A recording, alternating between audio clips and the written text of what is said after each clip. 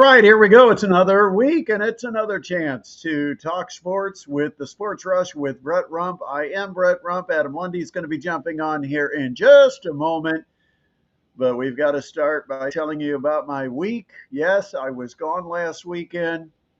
I traveled without my light. And so if you watch last week's video, I was a silhouette. I was not really that tan. Today you can see I got a little bit of color in the Florida sun, but I did not. I did not have as dark a tan as it made it look like because I forgot my ring light. Actually, I just didn't travel with it. I didn't think I would need it. I thought the natural light would be bright enough down in Florida. And then I found out after I did the video, and it got a little problem here. Kind of need that ring light. So note to any future content creators, you might want a light no matter what the surrounding circumstances are. But had a nice trip. It was a threat of a tropical storm. The storm ended up going into South Carolina and kind of up toward North Carolina. And so in South Florida, where I was located, which is down south of West Palm Beach, just north of Fort Lauderdale, I had pretty decent weather. I mean, you get an occasional pop-up rain shower, but overall, some sunshine, not too bad of weather. It was pool days, definitely, but had a good chance to kind of enjoy myself at the pool, little rest and relaxation. Had a nice full dinner, which I don't get very often because it's just me here in Fort Wayne, so I don't do a whole lot of cooking, but had a chance to enjoy a full dinner with the family, got a chance to spend some time with the boys. Got a chance to spend some time with the wife as well, but fortunately the time with the boys made up for that. No, I hope she doesn't watch this. No, I'm kidding. I'm joking. I don't mean it. I forget this stuff lives forever on the internet. Got to be careful what I say. You know, on the radio, I could get away with that stuff because we could just delete it from the podcast. And once it was on the air, it never mattered. Now I got to be a little more careful. But no, we had a good time for 4 days. It was much too short. Can't wait to get back. But we got a lot to talk about and try to get caught up on last week because of the goofy schedule. I actually was on pet schedule because we've got a house that has some pets. And so I had to wait until the dogs were resting in another room and they weren't going to be making noise. The cat wasn't following me around. The bird was put away. And I got through most of last week's video without any pet noise until finally the bird decided it wanted to make some noise and be heard. So it was just chirping away in the background. And if you listen closely, you might be able to hear it from last week's video. But I got through most of it without any pet noise, but I had to wait until I had that perfect opportunity where my wife didn't have me doing something, yard work or whatever it might be. I had to wait until I had the boys. They were off to work, or one time my son was skateboarding. And then I finally found a time to kind of jump on, get a video out last week, but wasn't able to have Adam because there was no way to really establish a time that it was going to happen. So it's good to have Adam back. We missed him when he was gone, but he is back. Adam, Hey, the producer of the radio show and kind of a cohort here, a bit of a co-host. See what he brings this week. We'll decide what we title him after we decide what content he brings. But Adam, we had a long Tin Caps game today. I set this for 5 o'clock thinking it would give us plenty of time. It was getaway day. The teams are wanting to get to the airport so they can all fly home for a few days with the All-Star break. I thought, oh, this game's going to fly by. A couple of hours will be done. Not only was it a long game, but then you had to endure typical long post game, too long. And then you finally made it, and you actually got back before 5, which I didn't think I was going to start the show with you. I didn't think you'd make it. But fortunately, those are a lot of country roads where there's not a lot of police, so you must have made it home safely. Yep, not too bad at all. Drove safe and sound after what you said. Like you said, was a long Tin Caps game. I don't know if the effort was just not there or just looking forward. I mean, like you said, if you're looking forward to the All Star break, get it over with, man. Yeah. Well, they uh, they just didn't come through today with clutch hits with runners in scoring position. I think they were like 1 for 14 or 1 for 15 Yeah, it was with bad. runners in scoring position, and couldn't deliver the big hit. Ended up falling 6-2, and it was a 2-2 game through what, 5 innings, 6 innings, Yeah, through. Yeah, right about there. and then that 3-run inning. I don't know if that was the seventh, but the 3-run inning kind of opened it up. And the way the Tin Caps were struggling at the plate, you kind of felt like this one's probably over. It's probably time to go on holiday, as they say in England. I don't know why I said that, Yeah, why not? but it's their little break, their midsummer breaks, because they get to go home and see the family they haven't seen for a while, probably since the beginning of March. So the Tin Caps, I think they're still either tied or hold on to that final playoff spot. So it's a good time for a little break and reset. It'll be interesting to see with this roster who comes back, because there's probably some guys individually that deserve a shot at a higher level. When you start with Miguel Mendez on the mound, he has dominated at the high A level. He already has dominated at the single A level, and he was lights out in the game on Thursday night. He's been just absolutely terrific and probably should be pitching at a higher level. But you also don't want to rush a guy. Just because they're having success at this level doesn't guarantee success at the next level. And if they've got any kind of things they want to fine tune prior to getting him to double A, now's the time to make sure to work on it, whether it's a technical issue, whether it's tipping pitches, anything like that. Take care of it now while you've got a chance. And the Tin Caps could really use him in the rotation. Garrett Hawkins out of the bullpen has been lights out as a closer, hasn't allowed a run since sometime April. I think it's 22 straight outings or 23. I've lost count. It's been so many. It's like 25 innings. But he pitched 2 innings of shutout baseball Thursday, and he was great. He's been great the entire first half. He's been a reliable closer or setup man. And then Eric Yost, who's had a couple of rough outings his last 2 times out, but he has pitched overall, if you take the entire body of work, well enough to probably pitch at the double A level. But a lot of it depends. What are the trade plans for the Padres? How much are they going to be aggressive and go after maybe a player that can help at the parent club in San Diego? If they're going to do that, they may want to hold on to these guys where they're at, let them continue to produce at the level they're at. Because what you don't want to do is rush a guy up right now, and over the next week or two before you get to the trade deadline, somebody fails miserably at double A, because all of a sudden then they don't have the same value. So if you feel like you need to use one of these players as leverage in a trade, you may not want to tinker with where they're at right now. So it'll be interesting to see what the Padres do, but there certainly are some players that are worthy of getting a look at a call up. Yeah. Excuse me. Absolutely, there are. But you said it. Fort Wayne is currently second in the Midwest League East, only behind West Michigan, who has already claimed their spot, and they're only a game back. So this is also a Tin Caps team that has done nothing worse than split every series since the start of the second half of the minor league season. So, like, I echo with you. I just hope that they keep some of these players around to continue to develop them, but also keep this team in a winning position. It's nice to see here in Fort Wayne. Of course, the big story of the week that we've got to address is the circus that has surrounded Myles Turner and his departure from Indiana. This actually happened while I was in Florida. Yeah. It was the majority of what I talked about last week, but since you weren't there, want to get a chance for you to kind of weigh in on it. But so here's the circumstance. Pacers get to the NBA Finals. They fall in 7 games after Tyrese Halliburton gets hurt. They were that close to winning an NBA championship with this group. Pacers wanted to run it back. Most of the players are under contract for next year, or those that weren't were somewhat committed to returning, with the exception of Myles Turner.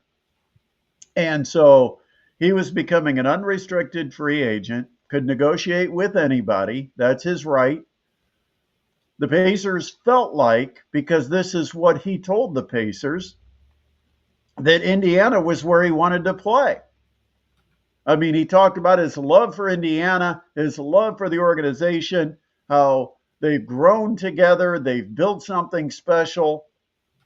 And so Kevin Pritchard's negotiating with Myles Turner, and I don't think the Pacers wanted to be unfair, but they also have stars on this team that are, quite honestly, more important than Myles Turner. Tyrese Halliburton, he has to be a Pacer. Pascal Siakam, you're going to keep him over Myles Turner. I think they're in love with Andrew Nembhard. Andrew Nembhard. Aaron Nesmith has been very valuable at both ends of the floor. Kind of a role player, but a kind of a key piece that fits within the puzzle that is the Indiana Pacers rotation and roster. And so there's players you're going to want to keep over Myles Turner. So you have to look short term, long term. What's the salary cap going to look like? What do we have to pay against that cap? And they were trying to negotiate what they could arrange and work with. And they were into discussions.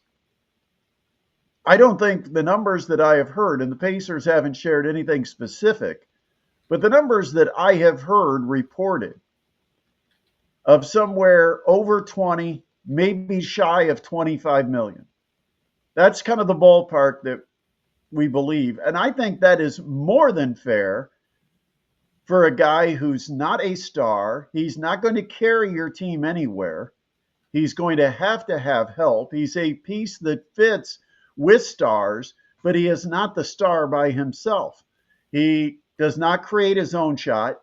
He gets his shot off pick and pop and different actions that require a player that is being focused on. He has some ups and downs and inconsistencies. He's not a great rebounder. He's an average defender. He is not a perimeter defender. I mean, you can go through and justify that he's important, but he's not worth overpaying. And I think they were in negotiations. But here's my thing, Adam. If you're a player that is truly wanting to stay with someone, despite someone else giving you an offer, because that's what free agency is, everybody can throw their best offer at you. But instead of completing the process with the Pacers to figure out, is a deal getting done? Because if I'm Myles Turner and I want to be in Indiana, and I'm loyal to see this to the finish. And the Pacers, believe me, have been more than loyal to Myles Turner throughout his career. They had plenty of chances to dump him and trade probably for some pretty decent assets, and they stuck with Myles. And I think that's the thing that's probably most offensive, is the Pacers have been loyal to him. They've seen him as a guy who was bleeding the navy and gold of the Indiana Pacers. And then all of a sudden, Milwaukee comes in, makes an offer.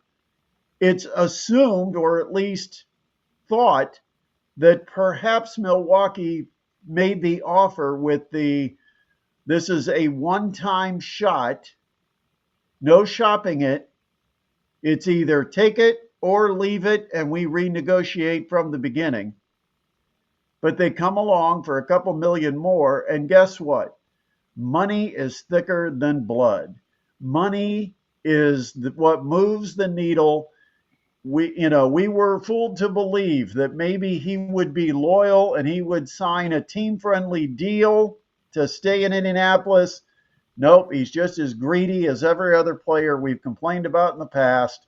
And Myles Turner took the cash, went to Milwaukee, and then on his way out decided to throw a couple little parting shots at Indiana.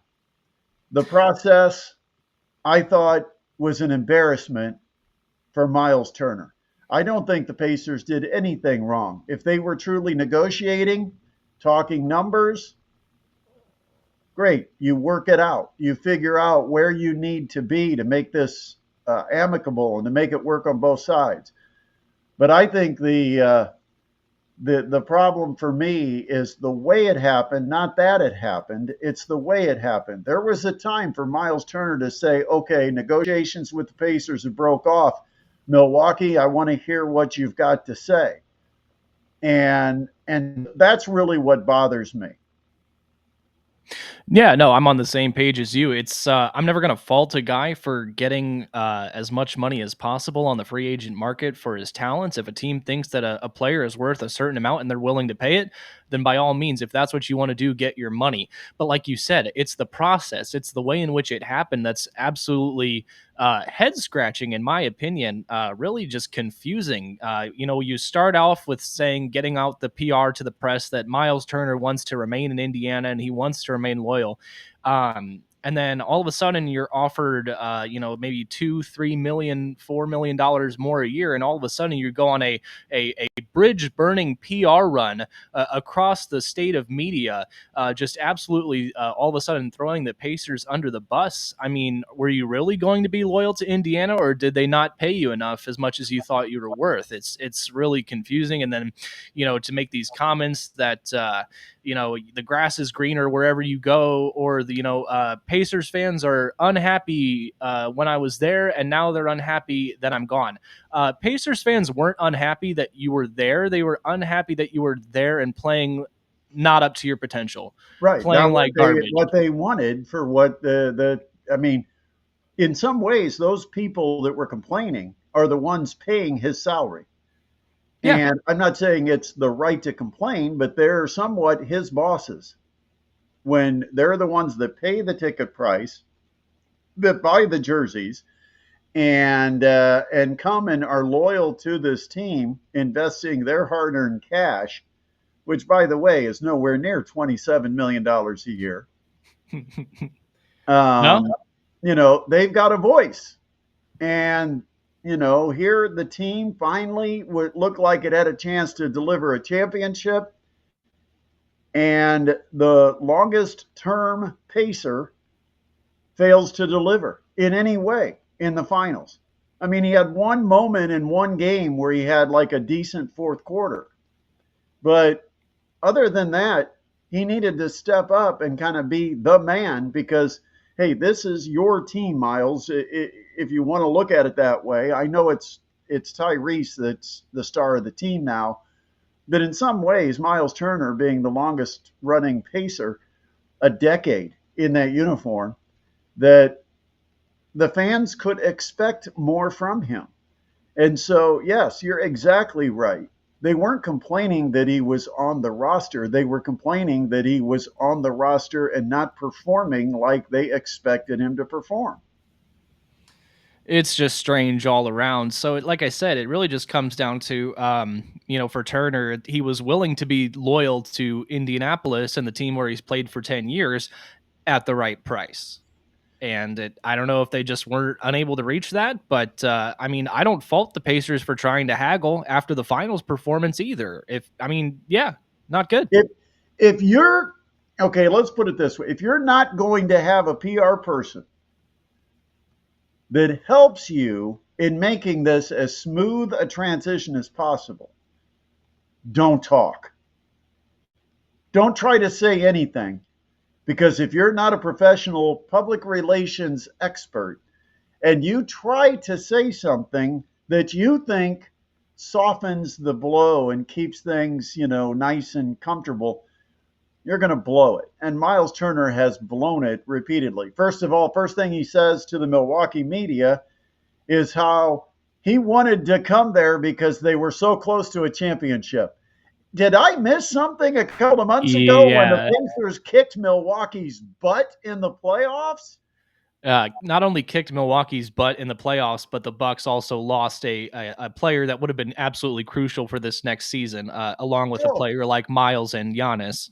and you've got Dame Lillard who wouldn't have played this year, but they just have to dump off Dame Lillard to sign Myles Turner.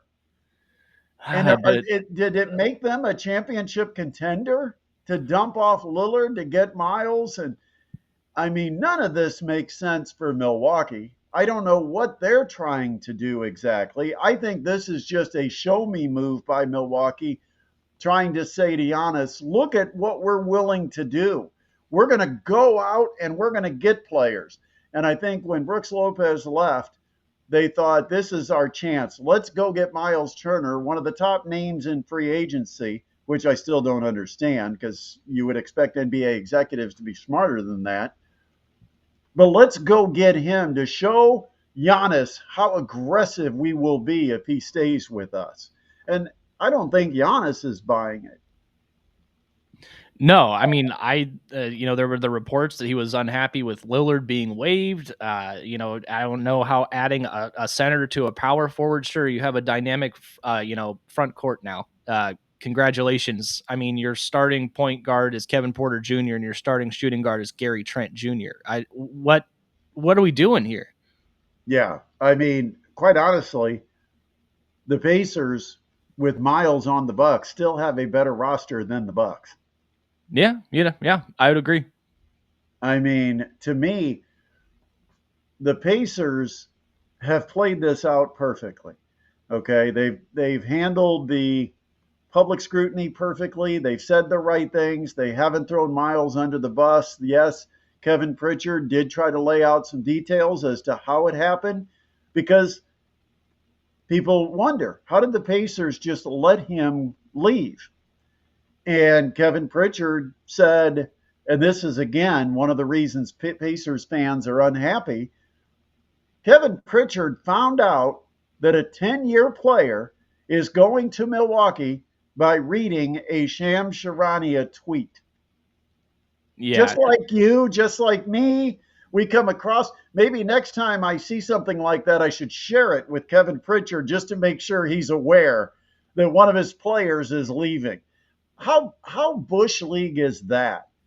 I Uh, mean, yeah, to not even tell the general manager of the franchise that you're going to accept another offer and join another team, that's insane. And then he tried to do a little bit of PR damage control personally by saying, "Oh, I texted all my teammates the news yeah, that so they wouldn't see it before, but like you texted them the news story, so it was already out, and yeah, it's just bad. It's yeah, bad all around."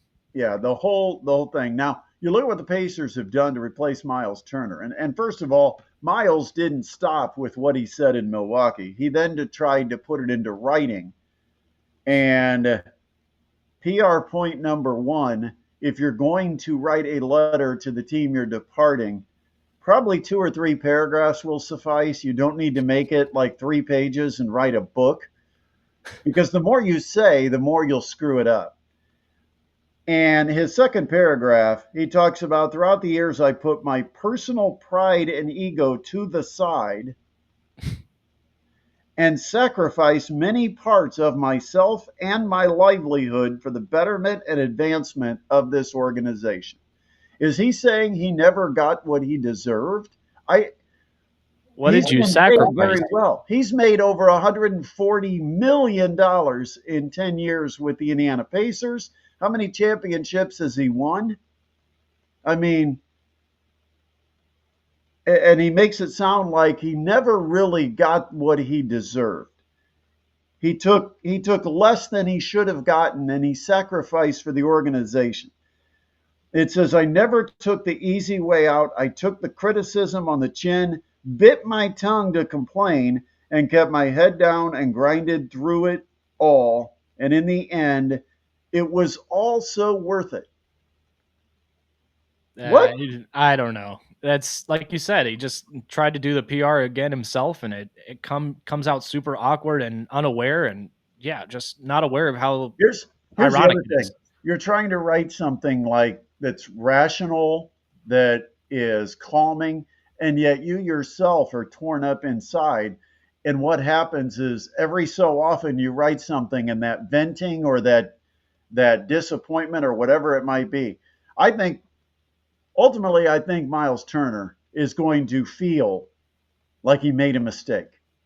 And I'm wondering how much of this was driven by an agent that was in his ear that made it sound like it's us against them. It's time they pay, and you convince a guy like Myles Turner that they're not getting a fair shake here. And because it just makes no sense to walk out on a team like he walked out, to be swayed away by an offer like that makes no sense. But the Pacers, I think, have done a terrific job in building quantity over perceived quality. And that's if you think Myles Turner has some level of quality. Um, I mean, Jay Huff, the addition from Memphis, okay, he was kind of forced out because of numbers there with Jackson, Jaren Jackson, and uh, and you had Zach Edey that was taking a chunk of minutes at the center. And so he never really got probably what he earned in Memphis. And so the Pacers pick him up. More I look, I mean, he was not a name I was all that familiar with when they picked him up, but I've done some research, watching video, and the guy can shoot the three, 41%. He can play the pick and pop game just like Myles. His percentage this past year was actually better from three than Myles Turner, and he rebounds. So I'm like, bonus, you get that. Plus, you've still got Isaiah Jackson who can run the floor.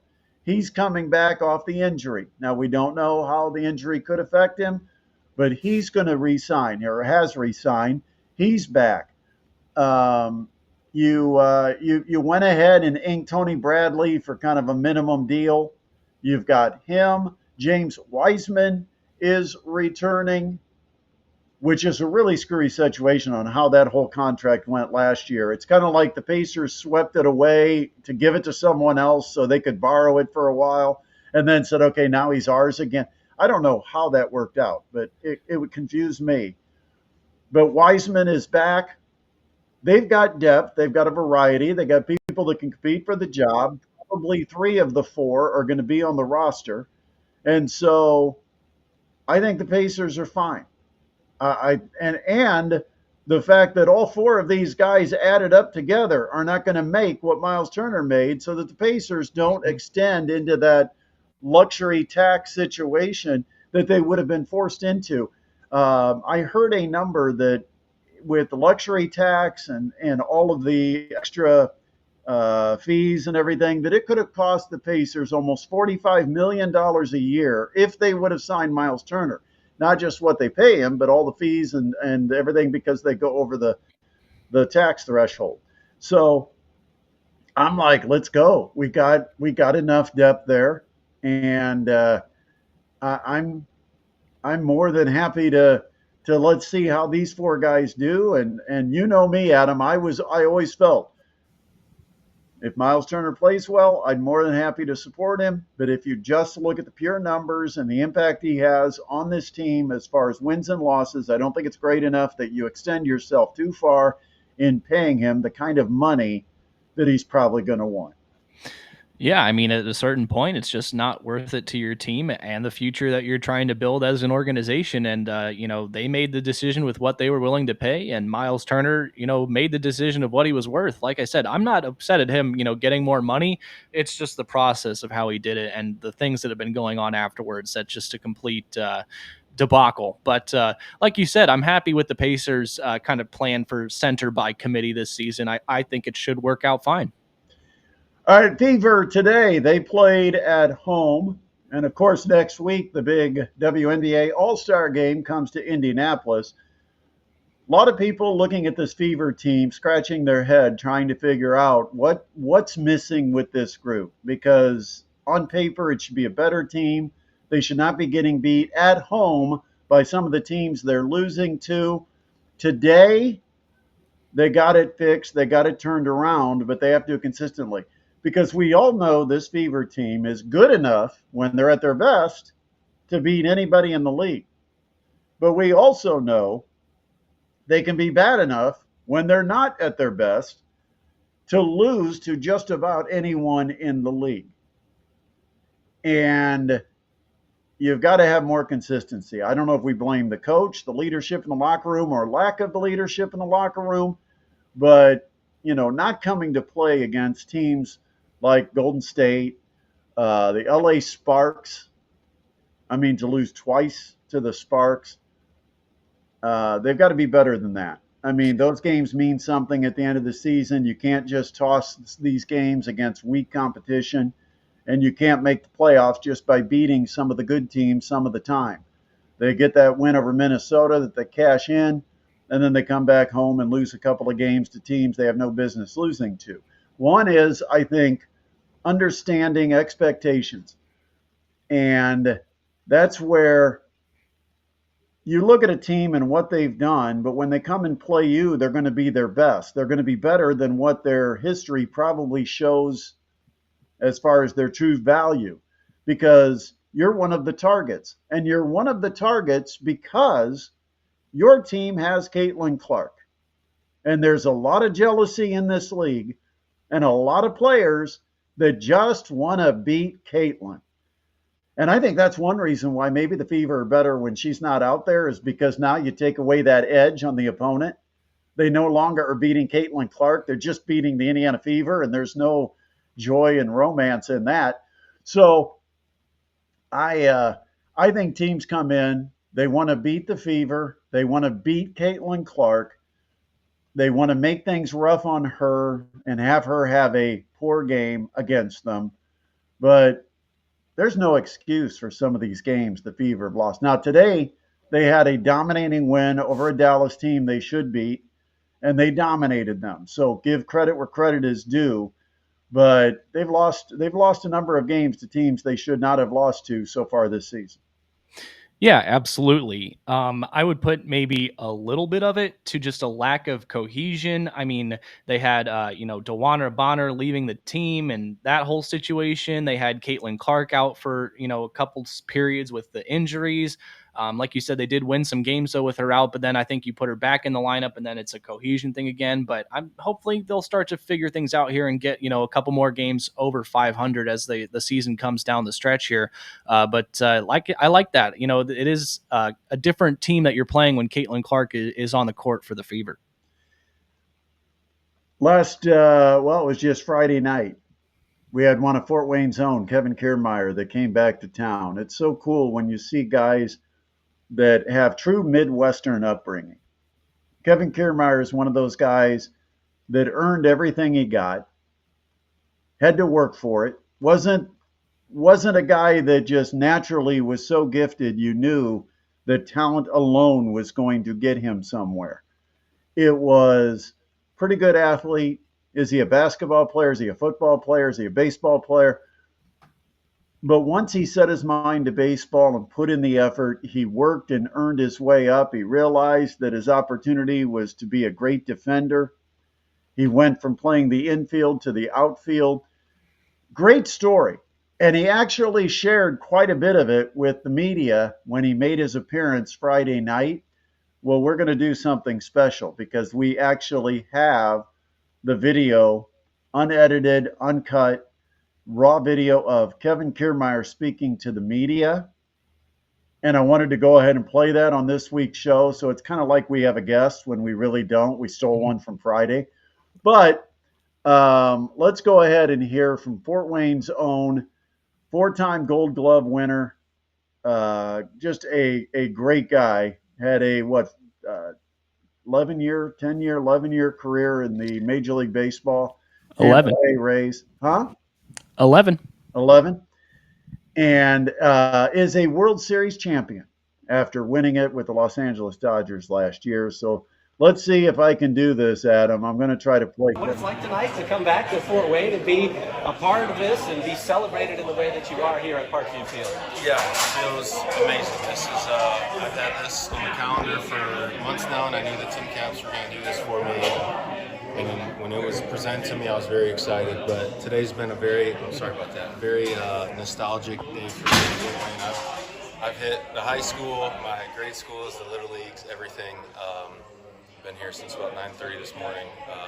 But it's amazing, just kind of honoring me for my career. And born and raised here in Fort Wayne, always feels good to come back and for the hometown team to do this for me. I'm very honored and very thankful. I know you saw a lot of nights here just a little while ago. Yes. So what was the message and what are some of the things you try to relay to people that were in your shoes 15, 20 years ago? Yeah, I talked about plenty of things, but I was just trying to tell them, just looking like a bunch of young me's out there, 17, 18-year-old guys, where I said, hey, just develop a mindset. Like for me, and my life took off when I created this mindset, and I just wanted to see how good I become at baseball, and whether these guys want to become good at baseball or be the best doctors or lawyers, whatever. I said just start channeling these things and start practicing these good habits and developing these things right now. Things that I feel like I needed to hear when I was 18. But it was great just trying to get back, and Lewis treated me great back in the day. So for me to get back to the team now and just kind of chat it up with them for a little bit was awesome. You've had a few bobbleheads before. What's the likeness on this one? Like, is it a good-looking bobblehead, man? It's a good-looking bobblehead. It's got the lures, got the pinstripes on it. Got 39 on there, making a nice catch. So it's only fitting. Defense was my thing. So I was very pleased when I saw it, and I'll be happy to get it in my hands, and so will my kids. You watch a lot of baseball now. I know that obviously, Layla was born this past winter, so you became a father for the third time. That probably doesn't allow a lot of time, but what are you up to right now? I know you're doing some work with the Blue Jays. Tell us about that, and how do you stay around the game?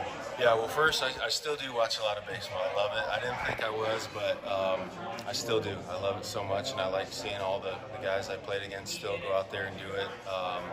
And for me with the Blue Jays, this is my first year post-playing career, and I needed something to ease me into retirement, so I've been an outfield specialist for the Blue Jays organization, and it's been awesome. I just kind of float around and make my own schedule and get to go help with our minor league teams and with the major league team as well. So it's been awesome. Outfield defense is what I know best, and I feel like I have to teach, and I have to teach the young kids what I learned and applied over throughout my career. So it's been awesome, and it makes me still feel a part of the game, which is the main thing.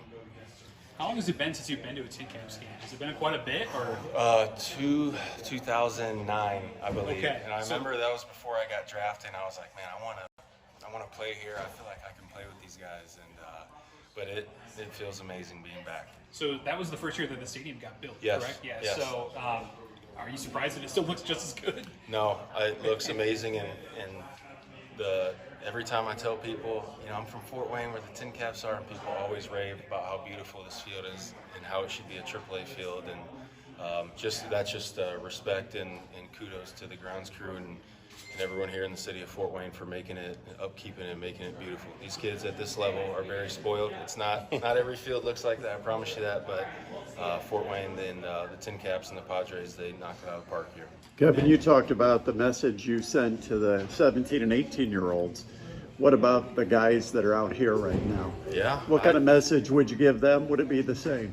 This pretty much the same thing, and I was telling those guys, if you look at this field, probably 3 to 7% of those guys are going to make it to the major leagues and have a career, and it's hard. It's hard to make it. It's hard to stay, but only the strong survive. And yeah, I would tell them everything they already know. But from what I learned throughout my career, the guys who are strong, the strongest mentally, are the guys who play the longest and who are usually the most successful. So there's a certain recipe for success that major leaguers have, and it doesn't come by surprise. And a lot of those guys could apply a lot out there, but that's the beautiful thing about the minor leagues. It's all about learning, and it's a process.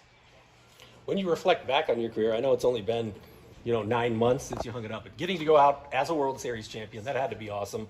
But also, what do you look back on your career and are you most proud of? I'm proud of how I feel like I've stayed the same kid from Fort Wayne, and I had a coach early on, Skeeter Barnes, say, hey, don't let the game change you, change the game.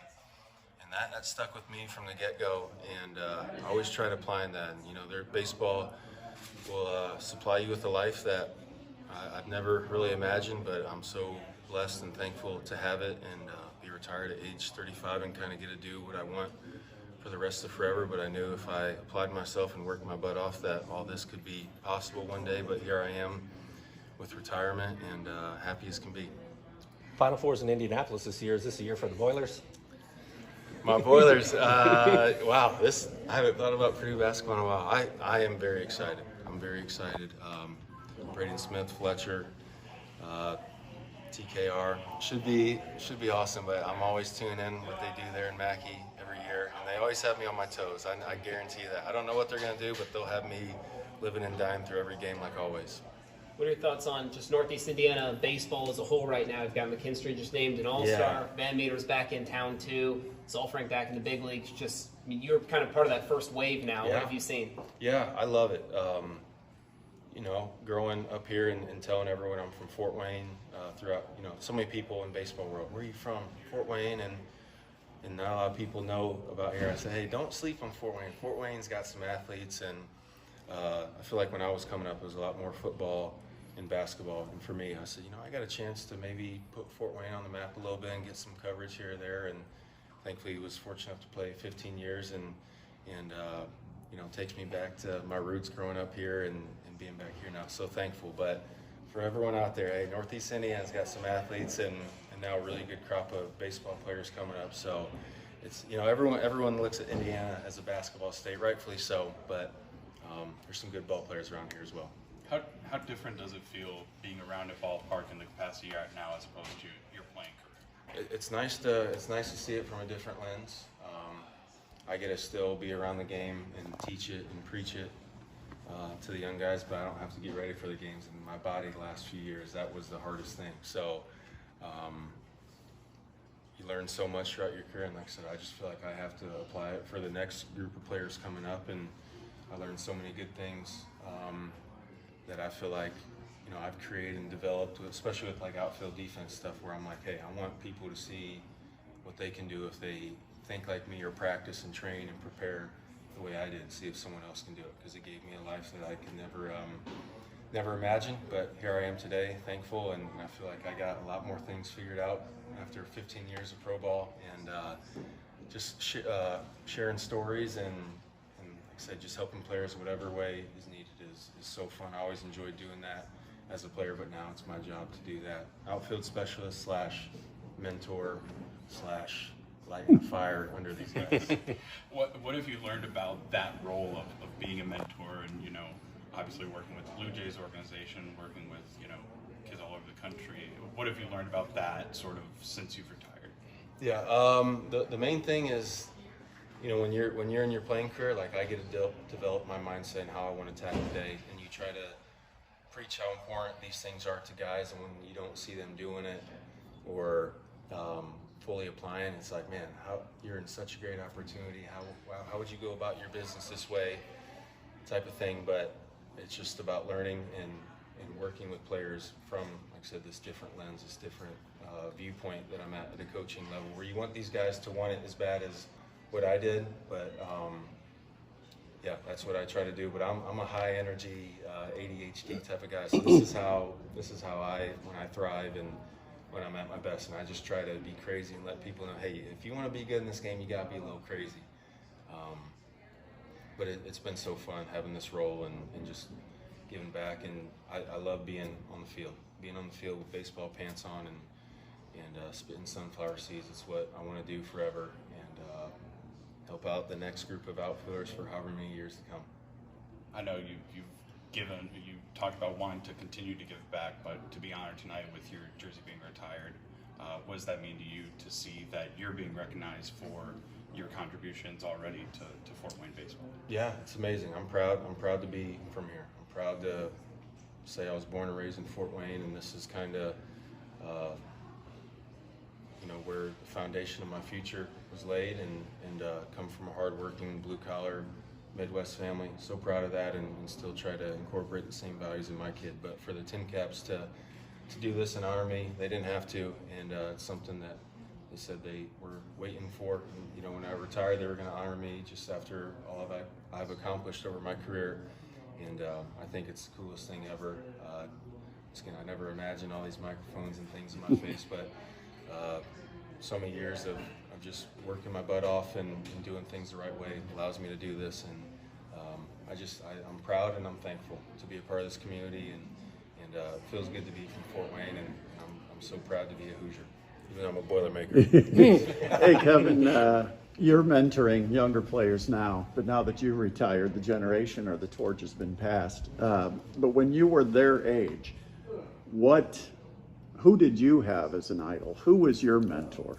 Evan Longoria was the guy to kind of show me the ropes early in my career, and he always told me I reminded him of a young him, and he knew that I was probably going to have some success, and he took me under his wing from the get-go and said, hey, this is how things go on and off the field. If you want to have a long career and do this and that, then you got to do these things, so many different things. But and for him, he didn't have to do that, but it meant the world to me. It was a moving thing for me, and I said, I hope I have the position to do this with a younger guy one day and make the impact the way Longoria did for me. And it's just people helping people. That's what makes the world go around. And baseball players and teammates, we always want to see our teammates do our best, and that's what I love about the game. Do you feel like you could still go out there and play? I could play defense. And throw and run a little bit, but the hitting stuff, my hips and my low back that ship has sailed. We're done. We'll try to drive myself crazy with the golf swing in a couple of years, but we're letting the body recover still. I was gonna say you came in 2009 saying you wanted to play here. There's no time like the present. That's right. But I've done my time in the game, and now, like I said, I'm never putting cleats. Or not saying I will never put cleats on again, but I'm in just a coaching jersey or whatever, right where I need to be. There's a lot of great pitchers. Do you have one in particular that stands out that was the toughest you faced? Yeah, I got asked this earlier. I'm going to say Zach Britton 2016 or 2015. He had like a .57 ERA that year. It was a left-handed, like 99 mile per hour sinker. It made me look silly several times. He was the guy who I just felt like I didn't have much of a chance on, even though I did hit my first walk-off hit against him, 0-2 count, and I'm like, all right, swing. And just close your eyes. Chopper bounced about 30 feet in the air. I was like, that was the luckiest bat I've ever had. But there's hundreds of guys who are not fun to face over years, but that's the beauty of the game, and I love to compete, and that's what I miss the most, the adrenaline and just that compete. Once again, though, right where I need to be. All right, there you go. Kevin Kiermaier, one of Fort Wayne's finest. It was great to be able to see him, talk to him. I think he enjoyed his Friday night. He had a bobblehead giveaway. Yeah. He had a big group from Bishop Lures that was on hand. He got his number retired at Bishop Lures. And Parkview Field also now out by the beer garden, out in center field. You know, on the section markers, they've got the flags of historic players and stuff. He is now on the pennant that is on the light post out in the center field section by the beer garden. It is none other than Kevin Kiermaier. Really cool night on Friday night. Super cool. And like he said, it's just super cool that he gets to be honored by the Tin Caps, but he also gets to keep giving back and, making Fort Wayne stand out and just showcase the talent here in Fort Wayne. And he's one of them, and always a good guy. You know, whenever we reached out to have him on the Sports Rush, he's always been available and willing to join us whenever he could. So super happy for him that he was able to receive that. My favorite part is that the bobblehead does have the Bishop Lures jersey. I just think that's the coolest thing. Well, it's funny because I introduced myself because we've had him on the show, I think 3 times. Yeah. And I said, hey, Brett Rump, you've been on my show. And he goes, yeah. And I said, Adam Lundy. And he goes, oh, yeah. No, actually, I'm kidding. I'm stroking your ego. But no, it was really cool because when we had him on, our conversations are just, I mean, you don't feel like you're talking to a superstar, right? No. You're talking to just some dude. Super down to earth, yeah. You know, I mean, it was so cool. And he was that way Friday night. Just a guy from Fort Wayne. Yeah. And who has a pretty nice bank account. Yeah. A healthier bank account than the rest of us. But all right, hey, I know I talked about this in a little mini video I did, but I got to talk about it on our show because I'm really excited about a couple of things. Number one, I don't know if you saw, but Mastodon's women's basketball Yes. is hosting Purdue. That's huge. That's absolutely fantastic that they're getting a top Big Ten program to come in here to the Gates Center. That's going to be a fantastic atmosphere. It's going to be packed with Mastodon fans and Boilermaker fans. So that'll be something to get out to. This is like dad agreeing to come over to the kids' house for dinner. Yeah, I mean, kind of. Purdue coming into the Gates Center, and it's this year. And It's going to then be awesome.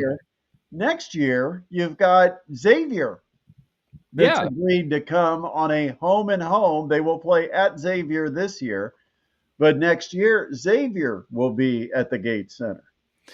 Yeah, that's absolutely awesome, and it just speaks to Maria Marcasano and her program. And I mean, uh, being able to draw in this kind of talent into the Gates Center, it wouldn't have been something that would have been possible under previous regimes. And just the media exposure and the success that the Mastodons have had under Coach Marcasano is something that's led to this. And you love to also see that they're playing high caliber opponents as well, too. That'll get them ready for the Horizon League.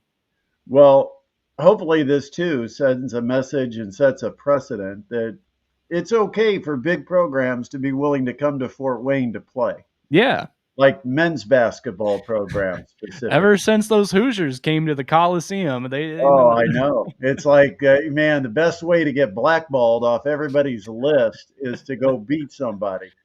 I know, I and mean, it's it a seemed shame. like a great thing at the time, right? Right. We celebrated. I mean, that was like the night with no sleep. It was Shout out to Bleach Boy. Bleach Boy, Sports Center until like 2 or 3 in the morning, listening to overnight radio host who had Coach Kaufman on in the middle of the night. And you thought, boy, what a great thing for the program. And then you start calling schools to see if they'd be interested in scheduling. And it's like, who are you? Didn't you Uh, beat we're IU Purdue. twice? We're Purdue, Fort Wayne / something. And, you hope maybe they forget. No, they didn't forget. They know. And it was hard to schedule teams. But here's the thing now is the way this whole tournament is, with expansion on the horizon and with the way they're doing the RPR, the net rankings, the way it is set up, there is no advantage to playing a good mid-major. You need to either play a high-level mid-major who gives you something, for playing them. In other words, that they're a high enough rank on the RPI or the net rankings that it means something.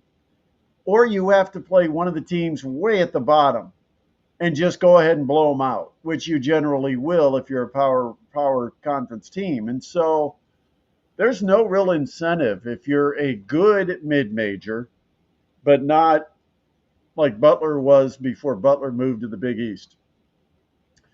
Yeah. It's hard to get a game that makes sense, and trying then to fit it into the dates you might have open, because those power conference teams, a lot of times they've got so many commitments with network responsibilities on games that they have to play to satisfy a network contract. They have the conference challenge and all that different stuff, and then they go to Maui or they go.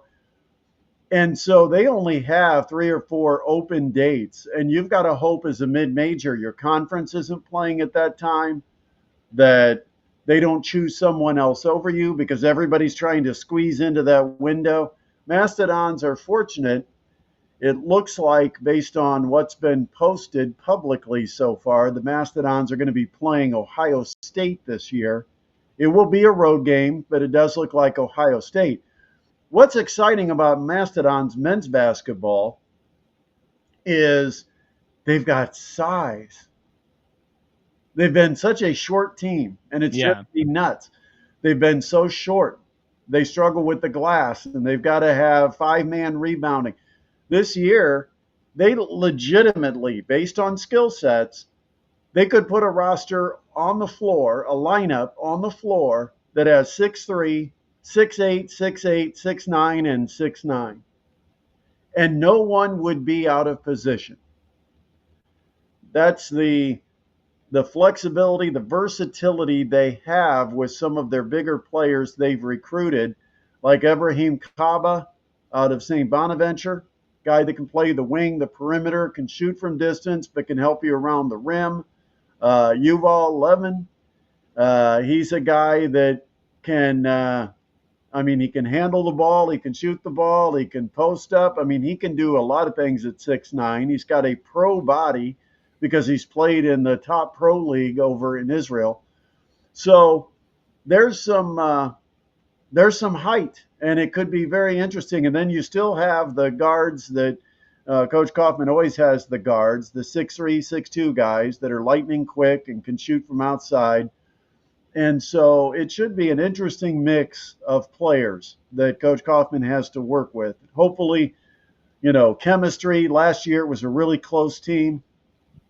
Hopefully that chemistry is just as strong this year. I know they spend a lot of time in the recruitment process trying to make sure that the type of players they're recruiting are good fits with each other, not on the court, but off the court. And also they may always make sure they represent the community well, that they can go out in the community, they can meet with business owners, they can meet with charities, and they're always going to represent the city and the university with the highest level of dignity and credibility. And so it's always a team you can be very proud of supporting. So I'm looking forward to what they've got this year. Should be exciting. It's nice that you mentioned the size, and it's just nice that they have the flexibility, roster wise now to be able to do different kinds of lineups. And like you said, if they did want to have a very tall entire starting five, that they could easily do that. So looking forward to the new mix of additions for the Mastodons. I liked the new little bit of rebranding touch. I don't know. Some people like the blue, some people dislike the blue. But no, I'm looking forward to the season. It should be a lot of fun. Like you said, Coach Kaufman does a great job of bringing these guys together throughout the summer, too. I know they're probably doing some wacky things that they have planned throughout the summer. Oh, yeah, they have their cracking on Friday, 5 a.m. workouts, like military style workouts. Oh, yeah, they're always up to something. Yeah, I'm sure he's got the ballroom dancing scheduled. They go fishing and have golfing, yeah. And they all have to learn different things. It's about being comfortable being uncomfortable. Yep, and that's the slogan. A lot of these guys have never golfed, and so they go take golf lessons. A lot of them have never fished. Some of them have never swam. And so they go get swimming lessons, and just trying to give them experiences that they have to overcome or face some adversity. That's what the summer is often about with Purdue Fort Wayne. As far as that blue in the logo that's not there, what's your thoughts? That closes the book on the IPFW days. Yeah, it's over. It's officially closed once you take the blue, because the blue was the last remaining remnant of the IPFW era. Yeah, as much as I appreciate the symbolism, it just didn't work with the black and gold. Yeah. Also, you know what comes up this week on Tuesday? What do we got? Tuesday night, High School Football Media Day. Oh, yeah. Awesome. High School Football Media Day, Tuesday night. And I'll be rolling in to talk to whoever I can get a hold of on Tuesday evening. But we probably will not be live. But I really don't know what I'm going to be doing, to be honest with you. If I'm doing any kind of, we used to record segments for the show. Right. So I don't know what I'm doing, but I do know I want to be there because I want to get a look at some of these teams and find out if there's any changes, meet the new coaches. I tell you, I'm intrigued by this Austin Phillips kid at East Noble. Very interesting. Incoming freshman that looks like a college player. I mean, he's physically does not look like a freshman. He's going to be a fun one to watch for 4 years up in Kendallville. I will let you know right now, I have already been poached as a helper to help produce the Boys of Fall with our good friend Dan Austin. But I will be there and I'll help you get any interview you want to get, my man, if you want to do interviews. What the heck? How did Dan Austin pull you away? He asked me a long time ago, Man, like a month ago. man, oh man, I'm speechless. I I'm know. speechless. I had to break the news to you live on air, but I know it, and it's like saying, "Oh, by the way, just want to let you know that we broke up 2 months ago, and you just don't know it yet." I feel like that's the average guy relationship, though, honestly. You just find out, yeah, we broke up a couple weeks ago. Wait, we're not dating? No, all I can say is, yeah, it's a little bit of a betrayal. Yeah, Little bit. But it I'll is. help you out in any way I can, my man, No, as long that's as I got some okay. free time. I'll find someone else, and maybe they'll even be available to co-host this podcast on Sundays. Oh, no, I'm getting the boot. I'm Oh getting the boot. man, oh man, you could go be on his good cooking podcast or Oh, whatever no. he has. You can go Oh, do no. that. Man, oh man, It's rough out here, man. Guy's got to do what he's got to do. Myles Turner isn't the only one that's not loyal these days. Hey, I could have been loyal for the right price, Brett. Oh, it comes down. See, you're just like Miles. It comes down to money. My negotiation includes a Diet Coke or a Mountain Dew or whatever, and They're just offering a little bit more over on somebody the other came along side. and they probably said, I need an answer right now. No going back to Rump, and you're like, yeah, I'm good. I don't have to worry about him. I mean, Rump's mad when I'm there, and he's mad when I'm leaving. Man, I thought I was breaking news that there was a high school media day. I thought, I don't even know if he knows there's a high school media day. No, you've known it for probably since before I did, because Dan Austin already lined you up to help him. Yep, I got poached. Man. Okay, well, On that sour note. on that sour note, yeah. How do I get rid of Adam on this? Yeah, I got to find my. All right, man. I'm going to move on. I'm going to talk about subscribing, liking. So I'm going to All right. move on. Have a good one. That's Adam Lundy, who apparently finds Dan Austin more appealing on media day than me. Crushed. Hey, make sure before you leave the broadcast that you do subscribe. Make sure you like. Give us that thumbs up. Also, make sure you share this channel, because this is where it's at now. Hopefully we can get more aggressive with a schedule. Right now it's once a week, but of course we're in kind of the downtime for sports.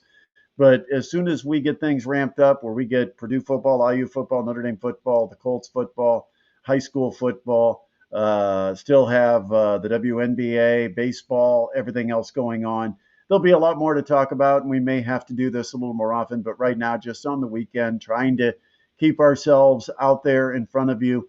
And we appreciate those of you that have joined us today. But make sure you subscribe, and you can really help this channel grow if you share it and recommend to your friends via social media, whether that's Facebook, whether that's X, whatever, TikTok, I don't know, whatever you've got out there that you can ask people to subscribe to our YouTube, because that's where it's at right now for us. We're on YouTube, and we do videos, and we do live shows once a week, and that would really help us out. So it doesn't cost anything to be a subscriber. Just takes you 10 seconds to click the subscribe button, and then click the bell too while you're at it, so you get alerts, so you know when we are live. All right, got to head out. If you've got any questions, you can always leave comments too. Thank you, Ryan, for all of your comments. What we do is review them after our show is done, and we'll try to get those answered in future video form.